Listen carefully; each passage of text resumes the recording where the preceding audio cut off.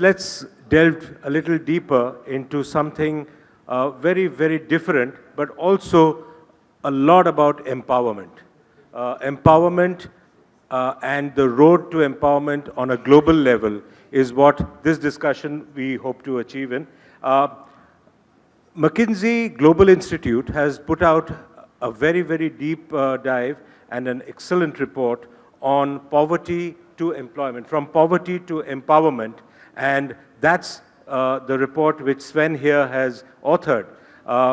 That has some very major elements which need to actually, which can actually come up with a completely different definition of what growth stands for, what actually human index levels are about, and where we can actually take the world to. And this is very significant because it comes at a time when the B20 meetings are happening in the city and the G20 Leaders Summit is going to happen over the next few days.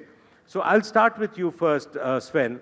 Tell us a little about this report which you've put together, from poverty to empowerment, and what are the elements which you think are going to really change the way we look at global empowerment of people? Thank you so much. It's great to be here. It's great to be in India. The mood here is good, and I think that's only for good reasons. I just want to reinforce that. When we looked at this question of sustainable, inclusive growth, we tried to do that not by looking at silos, growth, sustainability, or empowerment, but to do all three at the same time and look at the interactions. Why is that? If you would look at sustainability alone, you could say, let's do that at any cost. But that might impede growth, and it might impede the empowerment of people. If you look at growth and sustainability alone without empowerment, you might say, I'm happy with where we are now. We're moving past the poverty line. But when we looked at the prosperity of people, we only have 700, 800 million people living below the poverty line. That poverty line is, you remember maybe as $1 a day, but it's actually $2.15 a day now in the redefinition. But for that, an average person basically gets food, but not always, and a little bit of shelter, and a little bit of care. We think that line needs to go from 215 to 12. So still 700 to 800 million people need to pass the poverty line, but about 4.8 billion people need to pass the empowerment line. The empowerment line is very different. At that level, people have decent food, decent shelter, decent education, and decent health care. And also a little bit of discretionary spending. So in a moment of stress, they don't go back to subsistence. And people that live at that level actually are empowered. What does that mean? They want to participate in society. They also want to engage on topics of growth and sustainability. If you barely have food, sustainability can't be a question for you because you just don't have time for it. And so we think this puzzle needs to be solved across all three, and we will get different answers. In, I would say, the Western world, people say, maybe we should grow less. That's not true in India, but in the West, we should grow less because that creates additional footprint. Well, our report shows something else. More growth does increase the footprint, but it creates so much more money to pay for the transition that the transition becomes easier. That's counterintuitive, but you would not find it if you were to only look in these silos. We'll come to this issue of growth versus net zero a little later, Sven. Yep. I want to spend a few moments getting you to explain how you came about this idea of the empowerment quotient. Because, and how, what are the few things you kept in mind? Because that's a very different way of looking at prosperity. We look at GDP, we look at growth, we look at the usual parameters. What are the critically different areas this empowerment quotient brings forward? So this empowerment line literally looks at how people live their lives, which is, at the end of the day, why we do all this thing called growth. And this poverty line, I can't repeat this more enough, really measures $1 of the $2 is food, and $1 is for all the rest. But for $1 of food, you eat not so good food, and not always. You might have a period in life that you don't have enough. That's the life of these people. The people that would live, and already live, of course, they exist, that live at $12 a day per person, they actually, you would find, have a house, a small apartment. They would have access to critical health care. They would have access to education, and they would not struggle for food. And the biggest thing is they have a little bit of savings, so they're not really living from paycheck to paycheck anymore, which is a very different life. The most important point is the people that live that life participate in society completely differently. They're not just fighting for themselves. They can actually work the community. They can start to have an interest about the environment, about the wider community, and so on. And we just think that's a life that everybody deserves. Not easy, but you can make massive progress through growth and a few other things towards that. Tell us a little more about how you think, you talked about not being viewed in silos. For instance, empowerment and net zero are two different, not two different things. They are actually need to be seen together. Tell us how you see that as being possible in countries across the world when there is a basic, when there is so much, and we'll come to the different areas of how much money is needed, what is the funding, and all of that. But how do you think that is possible, and why you think net zero is so critical to empowerment, and that they should go together? Yeah, so it goes two ways. If we make the transition too expensive, you can forget about empowerment, because basically people can't pay for it. We know in the North-South discussion on net zero, there's the discussion, are you going to pay from the North? That might be less proactive than we want now. But that if the people in the South are not empowered, they don't have the ability to pay. So it goes both ways. If the transition is designed to be affordable, it becomes more easy to be empowered. But if you're empowered, it's also easier to participate in the transition and to invest. A person below the poverty line can't invest. A person at $12 a day could be part of the investment into the transition. So it works both ways. Gautam, let me come to you from your perch, from an Asian perspective. How do you see what Sven is talking about playing out in Asia, particularly in the context now of also Prime Minister Modi's position that India needs to also be the voice of the global South? How do you think these two things can be married as the progress, the road to progress happens? So I think everything that Sven talked about globally is very relevant for Asia, if anything even more relevant for Asia. I think Asia, as you know, is now 40% of the world's GDP, and half of the global growth in the future is expected to come from Asia. So Asia is in fact driving the world's consumption, the world's growth, but equally the sustainability challenge is massive for Asia. You look at 5 of the 10 biggest emitters in the world, they sit in Asia. And by the way, India is one of them. So I think you see, and the last thing I'd say is the inclusion challenge.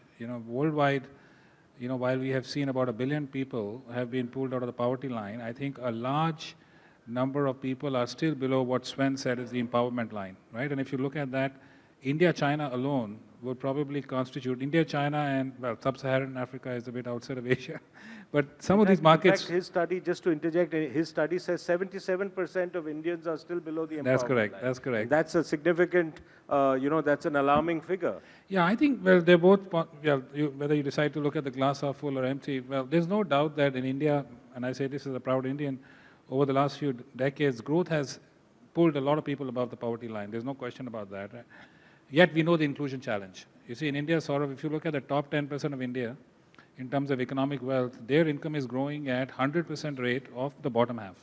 So the top 10% of Indians' income is growing almost double, 100% more than the bottom half of India. So the inclusion challenge in India is massive. When we looked at the McKinsey Global Institute definition of empowerment, it is true that 77% of the population in India is below the empowerment line. So we need to pull them up. We need to pull them up. I'll tell you why I'm optimistic, because you may say that's an alarmist number, but the reason I'm optimistic is because 90% of that problem, at least in India's case, will get solved if we deliver on our growth ambition and deliver those value-added jobs. So unlike other markets that don't have that kind of growth headroom, India has that headroom. So growth in the fundamental growth in the economy and business model innovation can get us to 90% of the distance.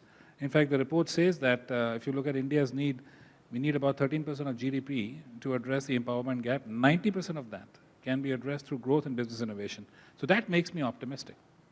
Sven, coming back to the empowerment gap and the net zero gap, the figure, again, which your study talks about is humongous. And you talk about an 8% of GDP figure annually as the gap. Could you tell us what are the areas you think, and in the context of the debate at B20, where we are looking at areas of funding the climate actions and the SDG goals, how do you think that this whole gap, 8% of GDP at a global level, is humongous? So how do you see that playing out, and do you really think, to sum it up, is your study a tad too optimistic while giving these scary figures? It's interesting, depending on where I have this discussion, whether I get the too optimistic or the too pessimistic. I would say here in India, I've heard more too optimistic, and I would say in the Western world, we get challenged for why do you say it's so big, and it's still a challenge. The 8% of GDP annually is humongous. I fully agree with you. It's roughly the amount of profit all corporations in the world make every year. So if we were to just say tax it, all the profits are gone. If you put it in prices, all the consumers will get that pain every year. So that's not going to be the solution. Similar to Gautam's answer is the first thing we showed in this report, that about 65% of the empowerment gap and about 45% of the net zero financing and challenge can be done by growth and business-led innovation. Since that's the biggest chunk, it has to be almost all of the conversation first. And then the question is, how do we solve the remaining gap? But we don't have enough conversation around that growth and business-led innovation. Are we literally doing the permitting, the regulation that frees up the system that can do the business-led innovation to solve much of this problem? In Europe, permitting is the single biggest bottleneck for wind. Labor laws are, and I'm sure that's true in India in many ways, and there's a lot of stuff like that that can unleash that engine and maybe even make it a bit bigger. So that should be one conversation. And then the question is, what do you do with the remaining gap? Because the remaining gap is then still humongous. In some countries, people will say, we can't swallow that now, and they will delay it. In other countries, we might do something where you have some public financing, and in blended finance, you can crowd in more investment, and you sort of say long-term investments, and we don't kick the can down the road, but we bring the can forward on the road, if you want. And the reason why we even put out a report where that remaining gap is not fully solved is to actually have the conversation. Because if you have the conversation without the numbers, you could build the train that runs off the tracks. If you have this perspective, you can actually start to decide what train you're building. A little delayed, a little modified, a little pre-invested, and so on. But let's just be clear. This challenge is enormous. One way to quantify this also is, many people feel that the last decade we made an enormous amount of progress. And we did. But we changed the global energy mix by 2% towards renewables. So that's like 0.2 a year. Just do 2020, 2050, that's 3% per year for the remainder. That's 15 to 20 times faster. That's right. We're not there yet because it's hard. And this report says it's hard. It's 8% per year hard. Let's go problem solve that question instead of pushing all kinds of things without knowing whether it adds up and not making the explicit trade-off to what the train is that we need to build. Now, in the context of India, Sven, and this question I will also lob to you, Gautam, after Sven answers his point of view, is that in a country like India, you sort of hinted at a K-shaped growth, where the rich, the top percentile is getting richer, and not the same thing is not happening at the bottom. But the point I'm making is, in that context, do you really feel that these growth objectives, which you say can really unleash entrepreneurial energy? We talked a lot about how India is progressing towards 2047, how ease of doing business has become a government priority, how startups are taking place. Are you therefore, and that's where this whole optimism discussion comes back, are you feeling therefore that countries like India may be in a better position to sort of free up the entrepreneurial energies and go quicker towards freeing up the, getting the growth objective to pay partly for the 8% gap in that sense? So I've been coming for 25 years to India, and I think it never felt this good. Now, we all know in India things can be volatile, but the reality is you probably have reached a scale point at which a lot of things can be unleashed. And to me, it's not a question of the potential of India. It's whether you can get it done. So all the things you mentioned, if they happen at pace and scale, why would India not have a similar right that China has had? You need to do many things. You have access to resources, infrastructure, regulation, permitting. There's a lot of stuff that needs to be orchestrated. But if the mindset is there and it starts to produce the engine across growth, inclusion, and sustainability, the advantage of India is it does it a bit more from scratch, with, by the way, great education on technology, which is driving all of this. And doing it from scratch might mean that you don't have all the legacy leapfrog. Now, I would say building a grid in India is hard too, but just try one in the Netherlands, or in Germany, or in New York. Gautam, this whole digital ecosystem which India is building, do you think that's also going to be, one key pillar which will sort of power this growth and unleashing of entrepreneurial energy, which can pay for this gap partly? Absolutely. I think if you mentioned digital infrastructure, the reality is that what India has created here is really something that we should be exporting to elsewhere in the world, because it is truly something very unique.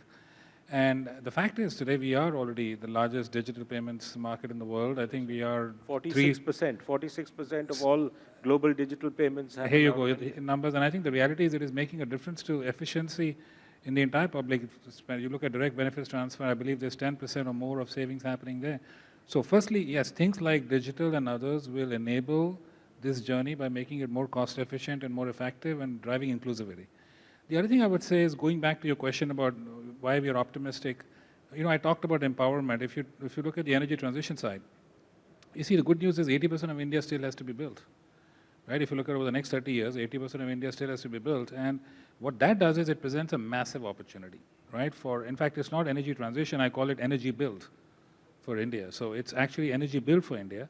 And that presents a massive opportunity, because look at what this means for, we all know renewables, we're already one of the top 3 in the world. Installed capacity in India is already one of the top 3 in the world, but it's going to pan out in every sector. You look at hydrogen. I have zero doubt India will be one of the first countries to get to very competitive cost of green hydrogen, or further innovation in carbon storage. That's beginning to happen. It's beginning to happen. You see the number of announcements, and I have a lot of confidence in the Indian entrepreneurship and frugal engineering and innovation. And I think that will actually help us. I'm hoping that what we've been able to demonstrate in the engineering sector, in the life sciences sector, in the IT services sector, which is really the ingenuity of Indian business leaders and the entrepreneurship and the skill base. I think if we can apply that to these new emerging challenges, whether it's energy transition or energy build, there's no reason why we can't also set an example for the world how to make this happen. Sven, I come to this a little contentious topic, which I found was discussed pretty animatedly yesterday at the B20 inaugural session, about taxing the top corporates. Getting 0.2% is what was told at that point yesterday at the session. That 0.2% of their profits top corporates across the world should earmark for a sustainability and climate change kind of action. Today, Mr. Kant in the session in the earlier part of the day actually upped it to 1%. And he said he is going to take this up, and the G20 countries will discuss it at the Leaders Summit in September. Now, do you think that is actually feasible? Do you think corporates will sort of be able to set aside this money and will be willing to do that? So I'm intrigued by that number, because I actually don't fully know what the number is today. With some metrics that we looked at, it could be that in the area of CapEx towards climate transition, the number might already be bigger, and in some areas it will be lower. So we're setting a goal against... for instance, in India, there is a 2% norm. That's a rule. Yeah. But what I meant is the actual number of what's already happening, we don't know. So before you know it, you set a norm that's below what already happens or above. At 2, it starts to be a quarter of the world's profits. And you can say that's no problem, but that's also a quarter of the world's pensions. Because the profits are not just going to owners. The majority of the owners in the world are the pension funds, the healthcare funds. So we just need to be a little careful that we give something away without understanding the knock-on confidence on empowerment. Because if people's pensions go as a consequence, if not, it's a different issue. And at 0.2, that is, of course, much less sensitive. But, 2 starts to bite in a quarter of the profits of the world. And that, has serious implications for who is currently the recipient of that profit, which is largely the people's pensions and healthcare. A related issue to that, Gautam, is the restructuring of multilateral development banks. And that's a key point in the agenda of the B20 and, of course, the G20. The Prime Minister, in his interview to us, has also spoken about this. He is driving this. There are two reports, one report is out and the other one is about to come out. Now, that is going to be key to, sort of moving funds from the developed countries to the global south, and that's where a lot of the action and a lot of the growth will come from going forward. So do you think that is going to be playing a critical role in what you say, getting the money out for this, bridging this 8% of GDP gap in the road ahead? Yes, no, I'm aware. In fact, it's earlier this week, I was on a panel with N.K. Singh, who was actually the co-convener of that with Larry Summers. So I have not seen yet the content of the report, but I think and I agree with that, I think, if we go back to what Sven said, I think half of the funding gap, so if you look at just the energy transition, we talk about 40 trillion roughly over the next 10 years, half of that is still not clear how it's going to be funded. So I actually think the deliberations that are going on in the multilateral bank reform, I think is going to be critical, because it is not, unless some unlocking has to be done, some formulation of public finance, some formulation of blended finance to bring much more of these clean tech technologies into the money. I think things like that are going to be quite critical. So I do think that this is a solution that will require global alignment, global coordination, and certainly some stronger measures to catalyze this curve. Otherwise, it will be slow. Maybe one addition to this. As we start to increase the money that can go to this thing, let's just make sure that we spend it at the right place. And there are two right places, in my view. The technologies that are in the money now. So they're not only helping the climate, but they're already in the money, and as a result, they make energy cheaper for the people. The second good place is to spend it in innovation, so that the future technology becomes cheaper. The place where you need to be careful is to roll out where it's too expensive today, because that will, then the 2% or whatever the number is, or the 4%, will actually be an implicit cost increase for the people, which will make them less empowered. So the discussion should be in the money now, innovate for future in the money, maybe less roll out what is totally not affordable at the moment. As we come to the end of time for this session, I would like to ask you, Sven, one question which was very interesting as part of the report. While you advocate a cohesive approach to development as net zero, you also talk about potential conflicts. You talk about a conflict between, because as that happens, there will be cost of energy will go up, and the overall costs will go up for the common person. Now, could you elaborate a little bit on that conflict? So if we blindly say transition at any cost, the any cost will bite into empowerment. It will actually also bite into growth. If we blindly say grow at any cost, we'll be very irresponsible on the environment side. If we say empower at any cost, we might do it with taxation, which will kill the engine too. The solutions that you have is if you do sustainable, inclusive growth at the same time are very different, and even different than some of the solutions we pursue today. And they will then reduce this tension. We need to reduce this tension, not solve it one by one. So inclusive growth, along with the net zero target being met, is the report which McKinsey Global Institute talks about. It's a fascinating report, and thank you very much, gentlemen, for elaborating on aspects of that. Thank you. Thank you.